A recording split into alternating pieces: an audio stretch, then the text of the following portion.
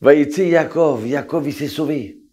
Il s'est sauvé de Esav qui veut le tuer. Ouais. Alors attends, il a reçu des bénédictions Yaakov et c'est lui qui se sauve. Et on lui vole tout son argent. Il arrive dans un pays où il ne sait pas. Il est perdu. Lui qui était habitué de rester dans une tente, en train d'étudier, maintenant il arrive dans le monde, un peu fou. Et là, il s'arrête sur la montagne de Dieu, sur le mont Moria, sur le temple, l'endroit du temple, l'endroit du Kotel, l'endroit du mur des lamentations. Il y a marqué qu'il s'est endormi. Il rêve. Qu'est-ce qu'il rêve? Vous savez quoi? Il fait des cauchemars. Il rêve d'une bataille de... Non. À Yaakov, il rêve des anges qui montent et qui descendent, qui montent et qui descendent, qui montent et qui descendent. Et Dieu lui dit, moi je vais te bénir, t'inquiète pas Yaakov. Ne t'inquiète pas Yaakov, moi je vais te bénir. Écoutez bien ça. L'homme le plus malheureux au monde, c'est Yaakov.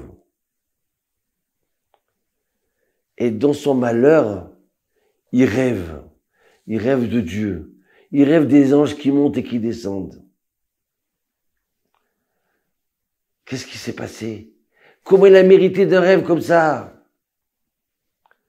Parce que Yaakov, quand il s'est sauvé de Esav, il s'est pas mis à pleurnicher, Yaakov. Il n'est pas prêt à se ronger les ongles. Comment je vais faire? Qu'est-ce qui m'arrive? J'ai pas de chance. Ouais, il y en a comme ça qui ressassent. Ils ressassent leurs problèmes, ils continuent. Ça y est, sors de tes problèmes. Bon, tu as pleuré une fois? C'est bon, on a compris. Maintenant, regarde. Rêve des choses plus grandes que ça. Rêve de Dieu, il va t'aider, Hachem. Rêve des anges qui montent et qui descendent. Le tzaddik, c'est vrai qu'il a des soucis. Mais une seconde après, il passe à autre chose. Il rêve à la solution de ses soucis. Il rêve que c'est pas les petites choses qui vont te déranger. Il y a un projet encore plus grand que ça. Ça, c'est la force de Yaakov. Ça, c'est le message qu'il doit nous donner à nous tous. Qui nous donne à tous. On a tous des problèmes. Shlomo Ameler, il dit, Adam le'amayulam, l'homme, il est fait pour supporter un fardeau. On termine ce petit problème, il y a un autre problème. Il y a un petit problème, un autre problème. Demandez à vos parents, aux grands-parents. Ça s'arrête pas. Mais ça dépend comment tu les vis, tes problèmes. Est-ce que tu t'en sers comme levier? D'accord? Tu dis, ben ça, peut-être c'est un message que Dieu veut me donner.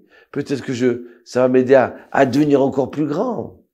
Ma mère, elle me disait, Zichona Livracha. J'ai dit, maman, j'ai mal aux jambes. Ah, tu as mal aux jambes? Eh ben, c'est que tu vas grandir. Tu es en train de grandir, mon fils. D'accord? Il faut savoir que dans l'obscurité, chercher les étoiles. Dans l'obscurité, c'est-à-dire demain, il fera jour. À David Ameller, il avait une bague. Sur une bague, il y a marqué Gamze Yavor. Tout cela aussi, ça va passer. Ça, il avait mal, il regardait ça. Il dit, ah, ça aussi, ça va passer. Regardez, demain, il fera jour. Et si vous espérez, alors il fera jour. Et c'est ce qu'il a gagné à Esav, notre cher Yaakov. Il est arrivé, il revient 21 ans après. Il réussit. Il arrive chez Lavan. Lavan, il lui apporte la bénédiction à Lavan. Tout ce qui touche Yaakov, ça marche.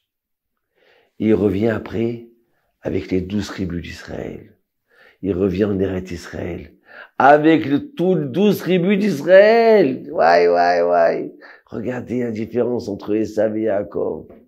Yaakov, il avait 400 soldats. Il y a rien qui sort de lui. Et Yaakov, il vient quoi? Avec le peuple d'Israël. L'espoir, la renaissance, savoir se relever. Le tzaddik, 7 fois il tombe, et il se relève. Oui, ça nous arrive de tomber. Ça nous arrive de voir des petites angoisses, des petites peurs. Mais on doit sortir de là. Ana Hashem Oshiana. Quel tzaddik, il a la émouna, il a la foi. De réussir. D'être avec Dieu. Au revoir.